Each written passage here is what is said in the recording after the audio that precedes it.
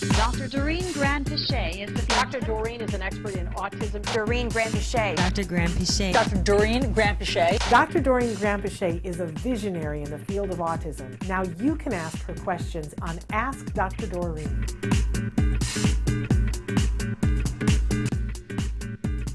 Anyway, Stephen has written in a great question.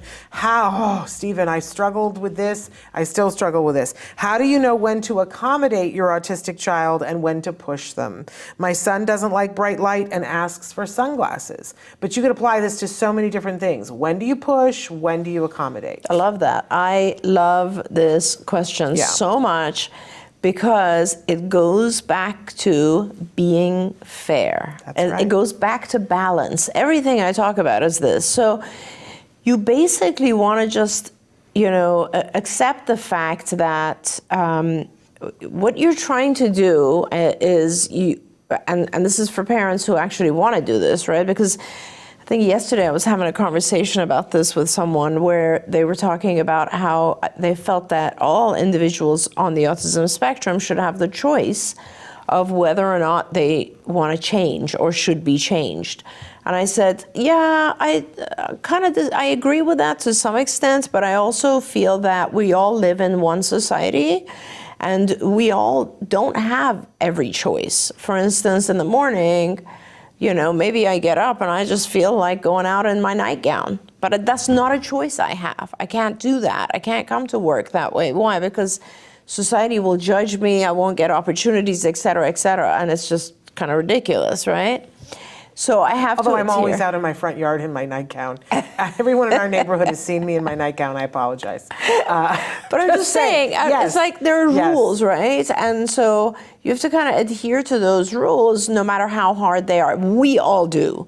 So individuals on the spectrum also to some extent have to.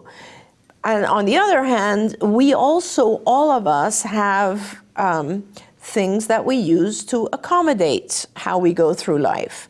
For example, like my husband hates flying. He just hates it. He does not like getting on a plane. He's always hated it. He will always hate it. There's nothing I can do about it. How is he still with you? Yeah, exactly. So when I'm there, he's fine because I'm there and he's so busy taking care of me and my stuff that he's busy, right? When he's on his own, he just absolutely hates it. Got it. So what he does is he always wears something with a hood. He always has his headphones, and they're the ones that go over your ears, right? And he always wears sunglasses. So what he does, and he always wears a cap too. So it's kind of like a bunch of stuff on his head and ears and eyes, right? Right. So he will have his sunglasses on. When he gets on the plane, he'll put his headphones on and he'll put his hood over the whole thing. So that helps him feel very secure, I guess, and also like in a different world, because he's always like listening to something or whatever it is. And that gives him the ability to overcome whatever anxiety flying causes him. So that makes it fair for him. It makes it fair. It makes it safe. It makes it balanced. Yeah. And in your son's case, wearing sunglasses, why would you consider that something that you don't want to allow him to do? Probably because it's indoors. It could be. Totally fine. It's a totally fine thing. Yeah. You can buy him lighter and lighter sunglasses so that he gradually has glasses that are just lightly tinted. Yeah. Not a problem. In fact, maybe that's helping him visually, because a lot of our kids have different visual perception skills. And totally not a problem at all. So for me, it's always about balance and not, pick your battles.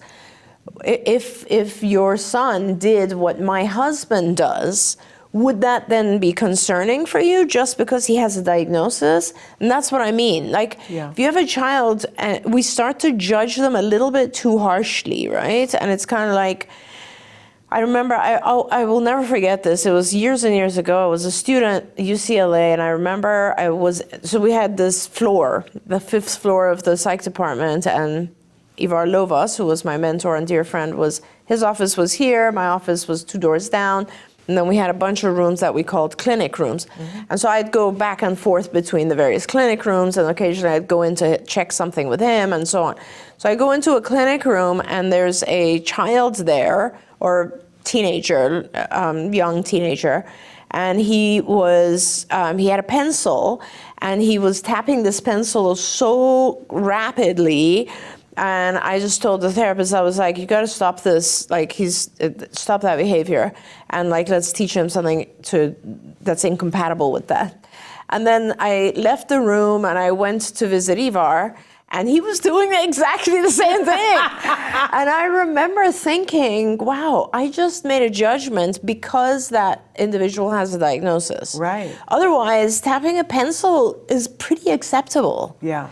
And so I went back and I was like, it's actually okay. Unless it interferes with his, with what else he's trying to do, leave him alone. Yeah. And so it's important to look at things that way. Yeah. If he didn't have the diagnosis, would it be acceptable?